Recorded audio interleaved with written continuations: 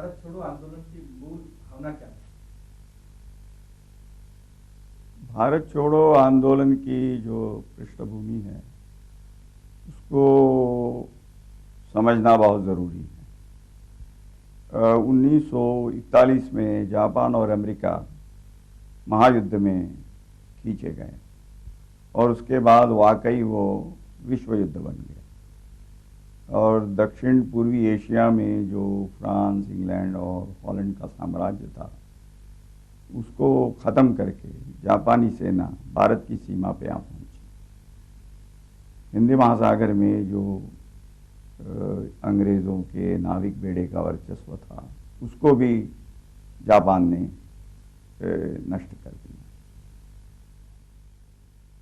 राजनीतिक दलों के साथ समझौता करने के लिए ब्रिटिश सरकार ने उस समय सर स्टैफर्ड क्रिप्स को भेजा था, लेकिन क्रिप्स का जो मिशन था वो इसलिए असफल हुआ क्योंकि कांग्रेस की मांग थी कि केवल युद्धोत्तर काल में स्वतंत्रता प्रदान करने का आश्वासन देना काफ़ी नहीं है, दरमियानी अरसे में आपको सत्तांतर करना पड़ेगा और सही माने में हिंदुस्तानियों के हाथ में सत्ता सौंपनी पड़ेगी।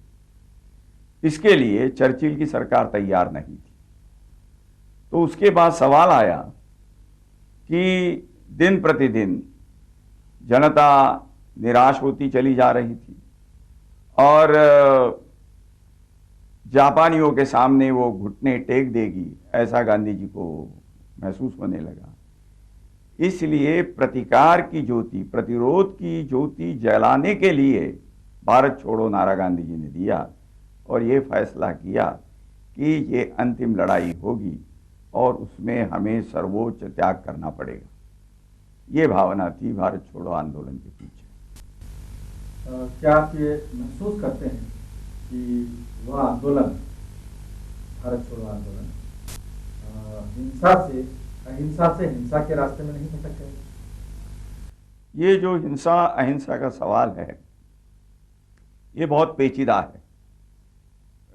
राष्ट्रीय नेताओं की गिरफ्तारी के बाद स्वयं स्फूर्ति से कई जगह पे विद्रोह हुआ। उसके बाद एक भूमिगत एआईसीसी का गठन किया गया और उन्होंने जनता को जो आदेश दिया था, कार्यकर्ताओं को जो संदेशा दिया था वो ये था कि आप अंग्रेजी साम्राज्य को तहस नहस करने के लिए उनके जो रेल के यातायात के मार्ग है या पुल हैं या डाकघर है या पोस्ट ऑफिस है, कचहरियाँ हैं, उनको आप नष्ट कर सकते हैं, लेकिन किसी को चोट नहीं पहुंचाना, किसी को मारना नहीं। इसी सिद्धांत पर यह आंदोलन चला। हाँ, जहाँ तहाँ छुटपुट हिंसा की घटनाएं हुई वो तो गांधी जी के आंदोलन में भी पहले भी हुआ करती थी।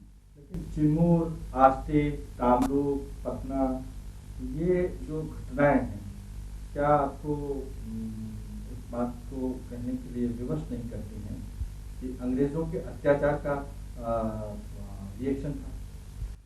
खैर, मैं तो ये नहीं कहूँगा। जब भी कभी बड़ा आंदोलन होता है जनता आत्मसंयम कर नहीं पाती है और छुटपुट घटनाएं होती ही है।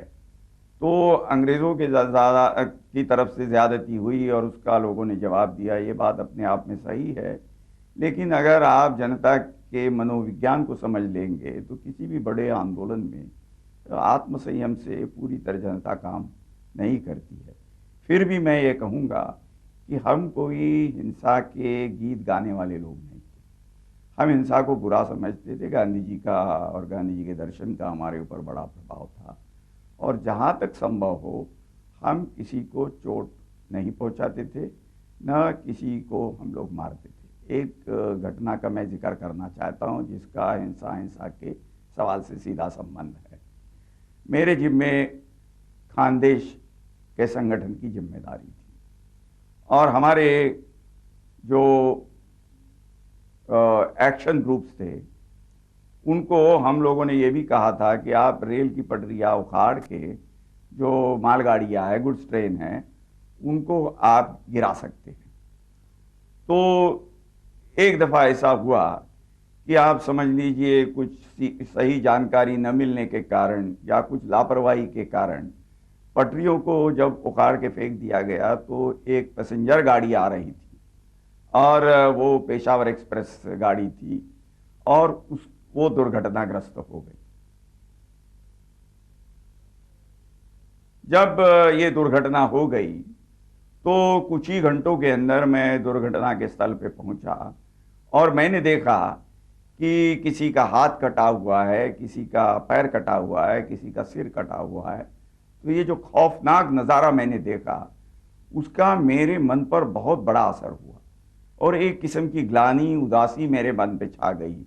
और मैंने हमारे जो वरिष्ठ नेता हैं उनको मैंने कहा कि ये पटरी उखाड़ने का जो कार्यक्रम है उसको हमें बंद कर देना चाहिए, क्योंकि इसकी कोई गारंटी नहीं है कि ठीक समय मालूम होगा गाड़ियों का और मालगाड़ी ही डिरेल होगी। उसके बाद और एक घटना खानदेश में हुई, पंजाब मेल के डिरेलमेंट में, जिसमें कोई मनुष्य हानि नहीं हुई। फिर भी मैंने नेताओं से कहा कि अब इस कार्यक्रम को हम लोग बंद कर दें और बाद में उस कार्यक्रम को बंद कर दिया गया। कहने का मेरा मतलब है कि जहां हम ब्रिटिश सरकार के कामकाज में बाधा डालना चाहते थे और उसको पूरी तरह पैरालाइज करना चाहते थे, वहां हम इस बात का ख्याल रखते थे कि निरपराध लोगों की हत्या न हो और किसी को चोट न पहुंचे।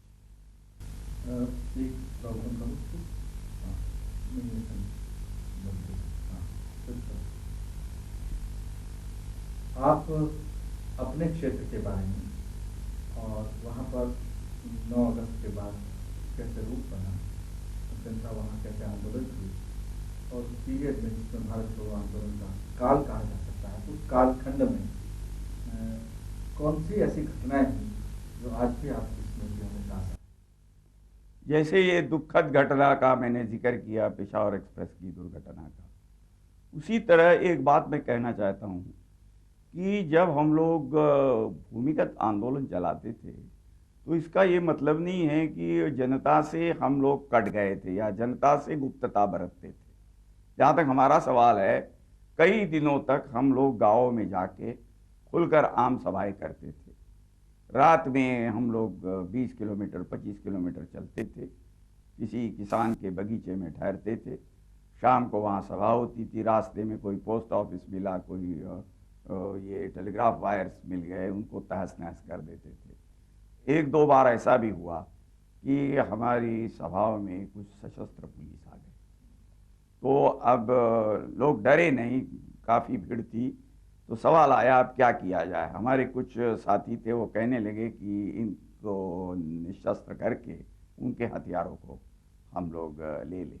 लेकिन मुझे ये डर लगा कि अगर एक दफ़ा हथियार हम उठाएंगे तो फिर इसका प्रयोग भी करने लगेंगे। इसलिए जब तक सभा चल रही थी तब तक तो मैंने हमारे साथियों को, नौजवान साथियों को कहा कि उनके हथियार छीन लो। लेकिन सभा समाप्त होने, अभी मैं कुछ आपको बातें बताऊंगा। जैसे 9 अगस्त के बाद हम लोगों ने निर्णय किया कि भूमिगत आंदोलन चलाना है, तो 9 सितंबर को एक बहुत बड़ा प्रयास करने की हमारी योजना थी। तो उसके लिए जहाँ तहाँ जाके मैंने खानदेश में नौजवानों के बीच जाके सभाएं वगैरह की, गाँव में जाके सभाएं वगैरह की, और हमारी कोशिश थी कि बहुत बड़े प्रदर्शन 9 सितंबर को हो, 1 महीने के बाद, और संभव हो तो पुलिस थानों पर और सरकारी कचहरियों पर कब्जा किया जाए। वो खानदेश के एरिया में कौन-कौन से कस्बे आते थे? वो मैं आपको एक घटना बताता हूँ, नंदुरबार की। वहाँ एक 11-12 साल के लड़के ने जो बहादुरी का परिचय दिया, उसमें वो शहीद हुआ। वो मोर्चा निकला, पुलिस स्टेशन पे कब्जा तो कर नहीं पाए क्योंकि हथियारी पुलिस ज़्यादा थे, गोली चली और उसमें ये शिशिर कुमार मारा गया। और उसकी शहादत की वजह से नौजवानों में उनका नाम एक प्रेरणादायी रहा। फिर एक अमलनेर कस्बा है, वहाँ का राष्ट्रीय विद्यालय बहुत मशहूर है और वहाँ के, आपने सानी गुरुजी जी का नाम सुना था। सानी गुरुजी जी उस हाई स्कूल में शिक्षक थे और वो असहयोग आंदोलन में ही शरीक होना चाहते थे, लेकिन उनके घर वालों ने उनको मना किया, इसलिए वो जा नहीं पाए। लेकिन 1930 की दांडी मार्च के बाद जब सिविल नाफरमानी शुरू हो गई तो उनसे रहा नहीं गया और वो कूद पड़े और उनके साथ छोटे छोटे बच्चे भी 1930 के आंदोलन में आते। जैसे उत्तम पाटिल बाद में 42 के क्रांति में उनका बड़ा नाम रोशन हुआ। फिर सुभान पाटिल जो मेरे साथ, अभी मैंने कहा ना कि हम लोग घूमते थे और 20-25 किलोमीटर रात में चलते थे, वो जो जत्था था उसमें ये सुभान पाटिल भी मेरे साथ था। अमल नेर में कम्युनिस्ट पार्टी का बहुत प्रभाव था मजदूरों में, पूरे खानदेश में ही मजदूरों में उनका प्रभाव था। और आप जानते हैं कि आज तो वो पश्चाताप कर रहे हैं कि उस आंदोलन में हम शरीक नहीं हुए, लेकिन उस समय वो विरोधी थे। फिर मेरे साने गुरु जी के संदेश की वजह से अमल नेर में जनता में इतना प्रक्षोभ उत्पन्न हुआ कि अमल नेर शहर में जो जुलूस निकला उसने रेलवे स्टेशन, पोस्ट ऑफिस, कचहरी, अदालत सबको तहस नहस कर डाला। और वो कई दिनों तक वो केस चला और उसमें सजाएं वगैरह भी हुई। फिर एक हमारे एक पंडित नाम के नौजवान मित्र थे, वो ये जो डिरेलमेंट वाली योजना थी उसमें उनका प्रमुख रोल रहता था। और एक देवराव पाटिल थे, उनको भी सज़ा हुई। बाद में वो हमारे सोशलिस्ट पार्टी के मेंबर भी रहे। तो इस तरह के बहुत सारे नौजवान थे। जिस जत्थे का मैं जिक्र कर रहा था कि एक दफ़ा पुलिस को हमको हथियार उनके छीनने पड़े जब तक सभा चल रही थी, और सभा ख़त्म होने के बाद हमने उनके हथियार वहीं छोड़ दिए और हम लोग चले गए। तो उनकी हिम्मत नहीं हुई गोली चलाने की, क्योंकि 1,500-2 हज़ार लोग थे और सब लोग हमारे साथ थे। हम रात में चलते थे और दिन में हम किसी न किसी किसान के खेत में दिन बिताते थे। एक मुझे याद है कि उसका केले का बगीचा था, खानदेश केले के उत्पादन के लिए मशहूर है। तो उन्होंने इतने प्रेम से हमको कहा कि पेड़ पर पके हुए केले आपने कभी खाए नहीं होंगे। तो उन्होंने प्रेम से हमको वो केले खिलाए और उसकी जो मधुरता थी उसका मैं वर्णन नहीं कर सकता हूँ। बाज़ार में जो केले मिलते हैं उनमें वो मधुरता नहीं मिलेगी।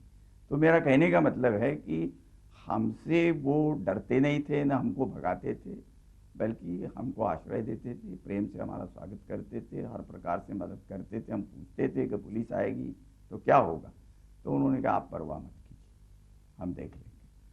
तो गाँव में उस समय इतनी एकजुट थी और इतनी प्रबल राष्ट्रीय भावना थी कि शायद ही कोई इस तरह का खुफिया का काम करता था।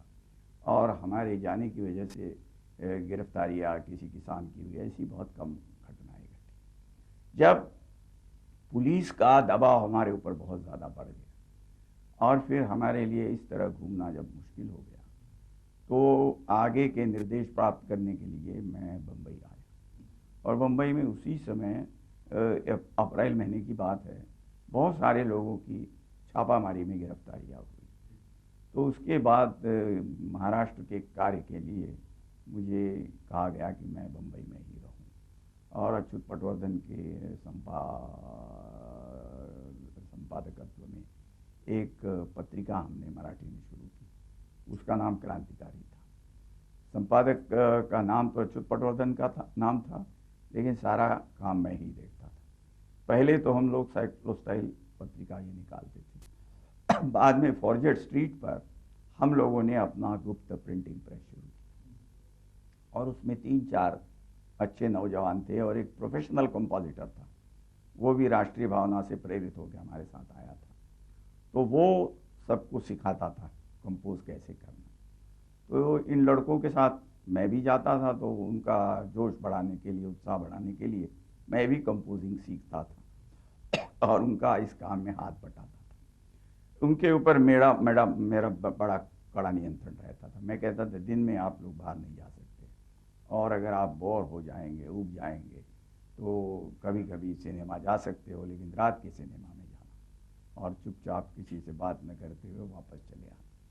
तो क्रांतिकारी वहाँ हम लोग प्रिंट करते थे। और अच्युत जी तो केंद्र में थे, वो जब डॉक्टर साहब की मैं बात करूँगा तब उनका मैं जिक्र करूँगा। तो उनसे हम लोग निर्देश प्राप्त करते थे। और हमारे कांग्रेस सोशलिस्ट पार्टी के जो साथी थे, जैसे केशव गोरे है, ये मृणाल गोरे जी के पति, और माधव लिमये हैं, शुरू लिमये हैं, या दूसरे हमारे जो लोग थे, वो अपने अपने क्षेत्रों में काम करते थे। मैं पहले से ही खानदेश में काम करता था और 1940-41 में मुझे 1 साल की सज़ा हुई थी। तो इसलिए काफ़ी लोगों से मेरा परिचय जेल में हुआ था और मैं पहले दौरे भी करता था। मैं तो यह भी कह सकता हूँ कि 1942 जैसा आंदोलन आज नहीं कल होगा, ये हमारी मान्यता थी महायुद्ध शुरू होने के बाद से। और ख़ास करके 41 में मेरी रिहाई के बाद अगस्त महीने तक हम लोगों ने खूब खानदेश में इसकी तैयारी की थी और इसलिए हमको काफ़ी जनता की ओर से योगदान मिला। लेकिन महाराष्ट्र में जो आंदोलन हुआ या खानदेश में जो आंदोलन हुआ, उससे भी अधिक व्यापक और गहरा आंदोलन सतारा में हुआ और एक समानांतर सरकार नाना पाटिल वगैरह के नेतृत्व में कायम हुई। उसमें जो काम करने वाले प्रमुख नेता थे उनको मैं अच्छी तरह जानता था। उसी में हमारे खानदेश के उत्तम पाटिल भी चले गए थे। अमलनगर का वो ये कचहरी वगैरह जलाने का कांड हुआ, उसके बाद वो भूमिगत होके उन लोगों के साथ हो गए थे।